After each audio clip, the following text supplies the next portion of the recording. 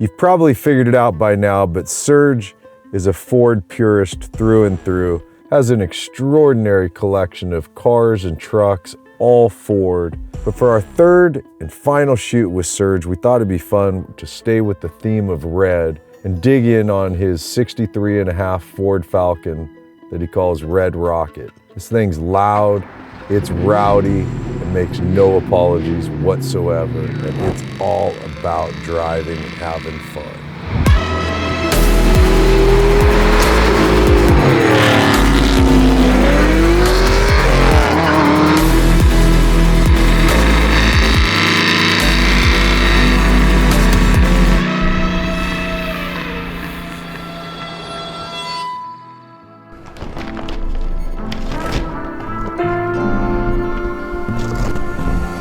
Guys, I'm sure you're used to him now, but this is Serge. This is our third shoot and our final shoot with him today, and we're gonna dig in on this 63.5 Falcon, and it's kind of fun that you've got both of them next to each other, so we'll be able to see some of the differences as we go through them, you know, but walk us through Red Rocket.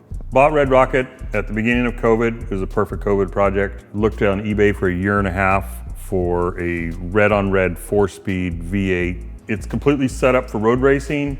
It's got a full Mike Myers suspension underneath it, 347 stroker small block Ford, Windsor based. A couple things that are real special about the car is the bodywork. If you look at the sides of it, my friend Marcus at New Metal Coachworks, he cut out the fender lips, raised the front fenders 3 inches, TIG welded in new lips off of a 65 Mustang fender. Oh, wow. Put a porta power inside the quarter panel of the back, stretched out the quarter panel about 1 inch, and then re-radiused the back openings. So if you look at the front fender and you compare that with the gold one, you can see the big difference there. No, you can definitely see it's to you it's a big difference. To me it's subtle, but it's noticeable. But this is where it's even more noticeable. How, like, seeing that body line that runs all the way through the car here, right now has gone away.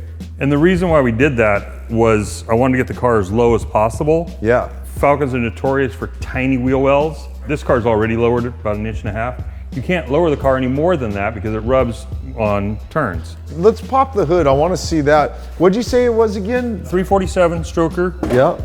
Carbureted again, right? Carbureted, old school, Neanderthal style. AFR 180 heads, Edelbrock intake, roller rockers, stud girdle. It's got a shaft mount rocker system. What does that make power-wise, this one? Realistically, about 540, 550. It loves to rev. It's a very solid car. Yeah. Goes to a T5, which is a little bit fragile transmission, but these cars are so small you can't fit a TKX, like a bigger transmission. There's just no room in there. Yeah. Even this, we still reworked the tunnel to be able to fit it in there. Ford 9-inch? Ford 9-inch from Quick Performance. It's got 383 gears in it with a track lock, and then Willwood disc brakes all around. See, it's manual. Yep. See, it's manual. Sweet. Your favorite. I know Mike Meyer, obviously. I don't know him personally, but I know the guy is out there constantly autocrossing and road coursing and proving his products. Super good quality. It's worth what you get. Yeah. JRI shocks, fully adjustable in the front. KRC power steering setup with Mike Myers custom steering box. So does that make it a 4-link rear on this? No, this is leaf sprung. Still leaf sprung. With a panhard bar. Got it, okay. You've had this on track? Well, oh yeah. Actually, there's a picture of it right there, isn't there? Yeah, this is a very fun track car. It's a fun street car. The cam's a little rowdy, but yeah, it's super easy to drive. Sean, you'll drive it. You'll see. It's comfortable and does everything it's supposed to do. What is the wheel? This is an interesting, cool wheel on here. So there's a company called Legendary Wheelworks. They make for GM products, but they really do a good job with Fords and giving you the correct offset, which is like 4 1/4, 4 3/4. And so like a 17 by 7s, which we have in the front, and 17/8s in the back, they just fit really nicely. This is kind of a knockoff of what would be on a Shelby Cobra. Right, yeah, very much, yeah. Yeah. What does that allow you to run tire sizes on this?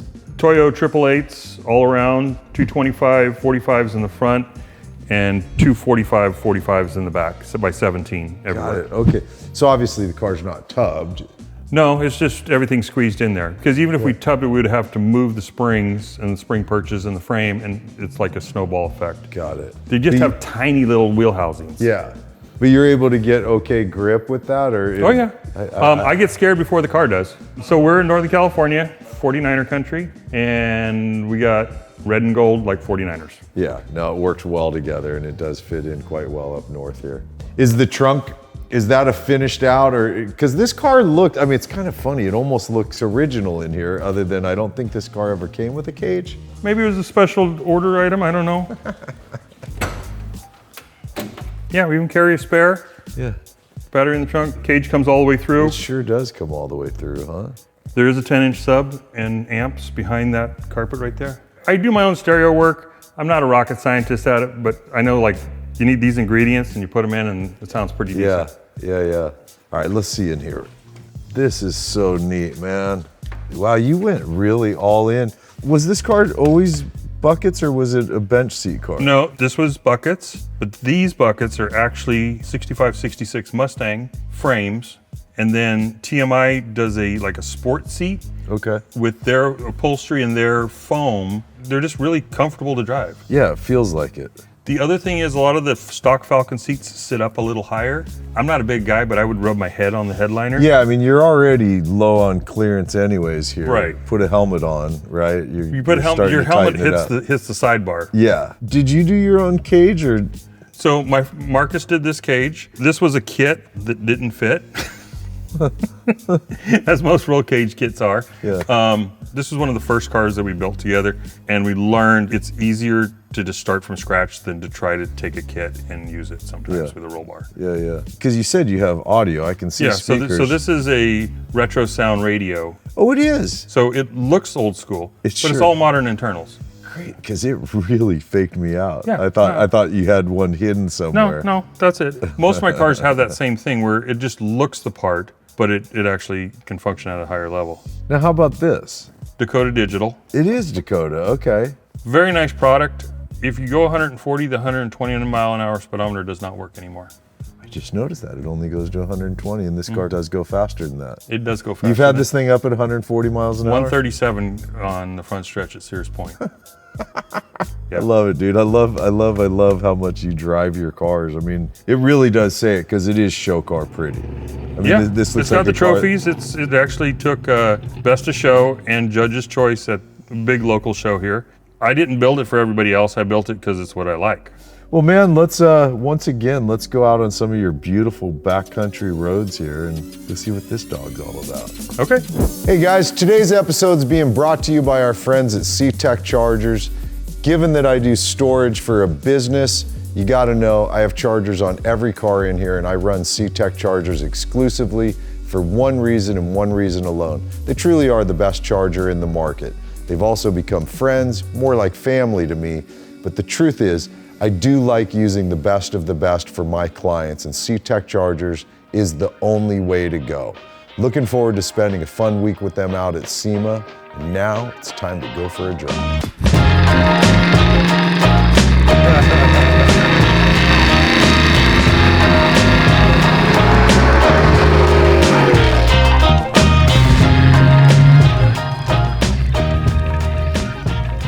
Boy, I know it's the silliest thing, but I can't tell you. As soon as I touch a manual brake pedal, it just feels right to me. You know, I just like that feel. Oh, that sound, right? Those SpinTech mufflers are good. They're loud, but they sound like an uncorked car.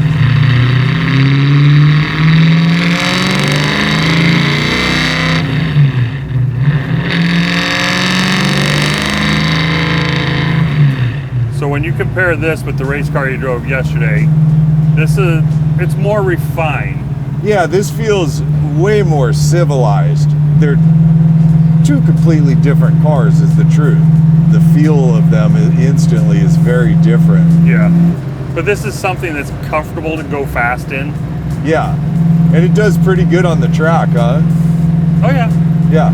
I make no apologies for this car, none. Yeah. You know, I'm glad Chris asked you off camera, but on camera, now that we're running again in here, I had no idea that the Falcons were such light cars. They're basically a little tin can. What do you say a stock one is? 2,100 pounds? 22. And so this one with the cage, some of the extra stuff in here, you're what? 2,500, 2,450, somewhere around there. See, all of a sudden, mid 500 horsepower, but that lightweight. Right. And good balanced suspension helps. Yeah. I mean, Mike Meyer does a great job at building this stuff, and this is still leaf springs in the back. It's like it's not rocket science. Yeah. Well, that's one I think a lot of people are misled by it. Is leaf springs are just archaic technology, which I get it. They're old technology, right. But I've also learned from a couple guys that when it's all properly set up, you can still get great handling. So the Panhard bar helps a lot with that because it controls the rear body roll. Mm-hmm. I've got another Mustang back at the shop that has a 4-link. It's fine. I've had Falcons with 4 links. This gives a little better ride quality, I think. Yeah. That's just my opinion. Yeah. The other thing on this car that we didn't talk about it during the interview, what you've done up front, giving yourself the tow hooks right there to make life easy on yourself.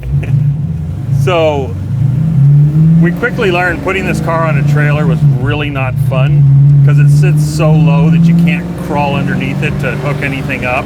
Yeah. So we ended up doing a tire strap through the wheels, and it worked, but it's not the best. So adding tow hooks and then doing them kind of old school style in chrome to match the bumper.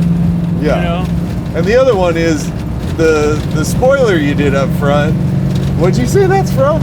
Oh, that's from like a Chevy S10 pickup truck, like late 80s, early 90s.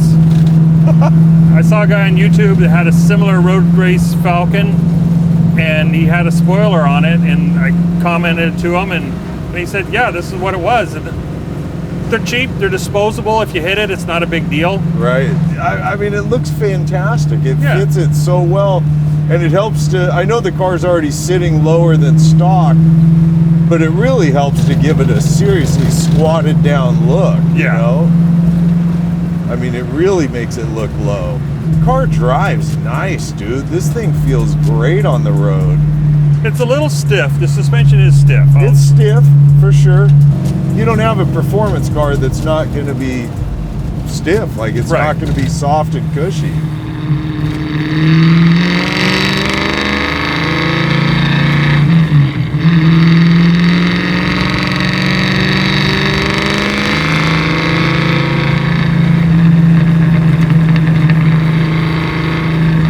God, is this beautiful country where you guys live. Boy, oh boy, I like the way this car drives. I know you said the T5's a little bit of a fragile kid. Yeah, it'll handle the power. Tremec just gets it, man, how articulate each shift is. So this compared with the race car where it was really just notchy. Super notchy. That one you got to work hard for. Right. This is street car feel to it. You know, I mean, you're not... Late model, when I say late model, I should say 80s Mustang stuff. Yeah.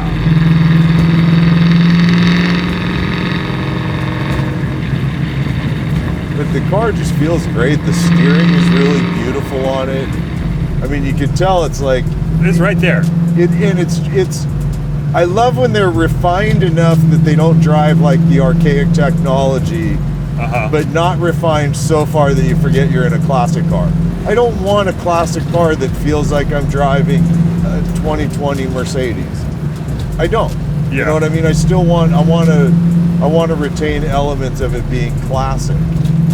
God, this is just stunning out here, the trees.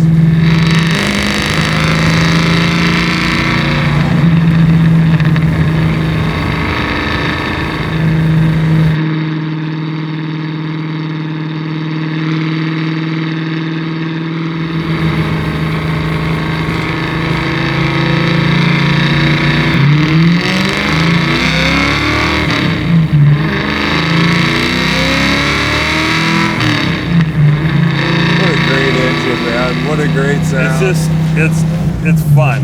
I know you keep laughing at me that I keep saying, wow, your car's really set up to drive. I've just experienced too many that are just very show car. They look great, but they're not really set.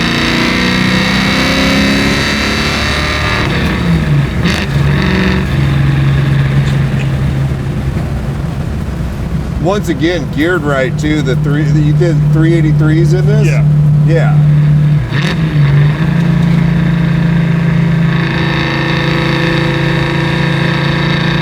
Yeah, this is a lot better road than what we were on. Much better for us. I mean, here really getting to see, like, this is wine country right Yeah. here.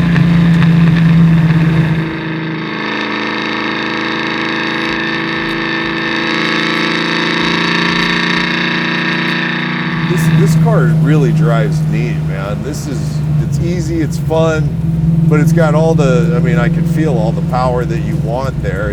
Yeah, and the tightness too. Yeah, you hit the accelerator, it snaps. It really snaps. This thing's just so cool. This one I can see how easy it is to drive on a regular basis. Yeah. And don't get me wrong, with the Mustang, the race car, I enjoyed the hell out of driving that one. It's a bit of an event. Yeah. You know, you got to strap yourself in and get ready to drive a race car down the road. This feels like what it is. This is a street car to me. I love how, bam, it just snaps.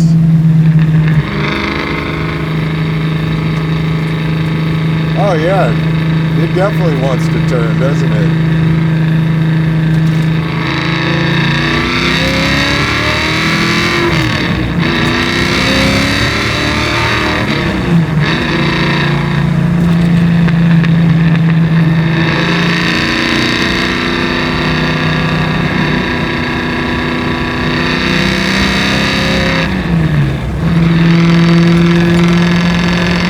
Fifth gear really does what it's supposed to. It turns into a real overdrive, huh? Yeah. You know, I just found one thing that doesn't work, but I think it's because you disconnected it. Speedometer, I wound it off the end. That's what happened, huh? You Yeah. blew it right out? Yeah. That's funny, man. That's when you discovered you were going, what, $137, you said? That's funny, dude. Yeah, because that doesn't seem like your style to have anything that's not working, even something as irrelevant as a speedo. You know, when you got as many cars as I do, there's always something that needs attention. Yeah, You know, for sure. I try to keep up, but there's always something. It is a lot to manage and maintain, not to mention you've got, what'd you say, 25 employees at your company you have to manage. Yeah.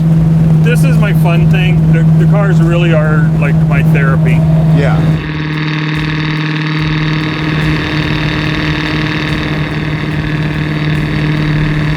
I mean, you're not kidding when you say an easy car to drive. And the seats are comfy. Yeah, this is awesome. This is such a cool little car. God, this is a fun one to drive. You know, you're not supposed to have favorites, but this is probably my favorite. I was kind of curious. I got a sense of it the way you were talking about it, that this is right there. This seems so well balanced in all respects. Yeah. Makes the right power, makes the right torque, shifts great, steers great, turns, brakes.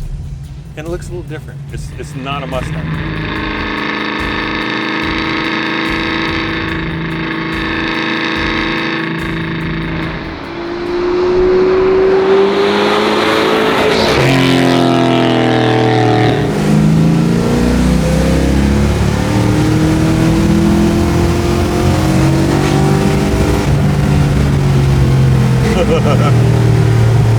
Beautiful.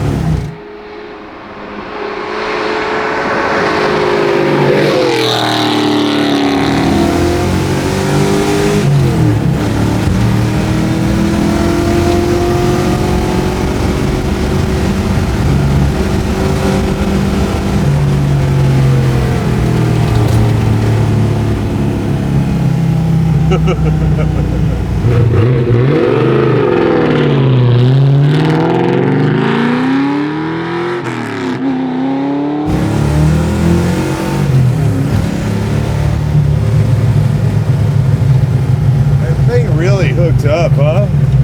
Yeah.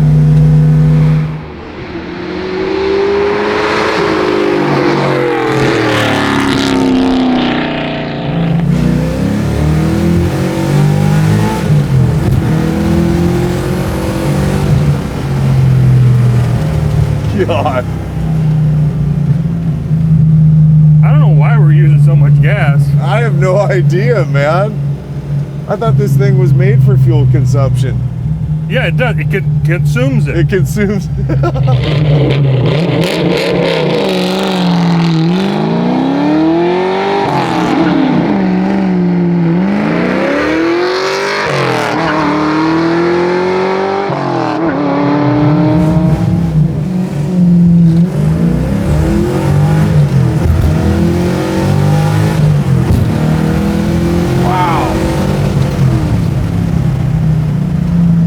Jeez. The boom I hear out back. That's the third member hitting the... Got it. Yeah. That's what you were saying, that it doesn't really like, it's not a launch car. It's not, yeah, you don't launch it. Yeah, yeah, got Like it. you never feel it when you're driving it, even under driving it hard. Yeah. It's that winding of the leaf springs. Got it.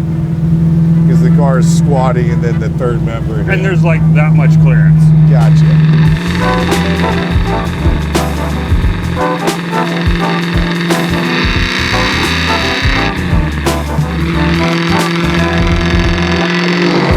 Been an incredible couple days shooting with our friend Serge. Amazing vehicles. This car is just awesome. I mean, it really, I love how much he set up his vehicles to do what he enjoys doing, and that is to go drive them. I hope you guys have enjoyed our series here in Northern California with Serge and his collection of amazing Fords. As always, a huge thanks for hanging and watching what we do. I really do appreciate it, and I will see you in the next episode. All right, baby. Later.